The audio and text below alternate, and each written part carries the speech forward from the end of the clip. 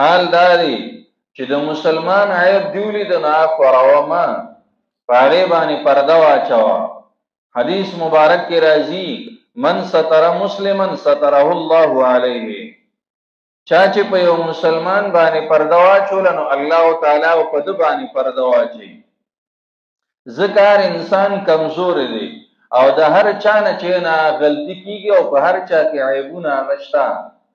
نو چې تا نن په یو مسلمان باندې پرده واچوله پتا به الله تعالی او یا پردې واچي او چې الله دې پټ کی بیا ستا عیب هغه څوک هم نشي لیدلی.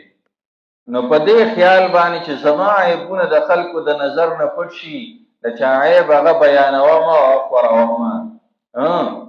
هغه مسلمان ته ځان لا پټ غونتی ووایه چې یاره تا کې دا غلطي ده، زما په نظر کې دا کار ټیک نه دی یا د شریعت په نظر کې دا کار ټیک نه دی، دا کار مه کوه، داسې ځان لا پوه کا.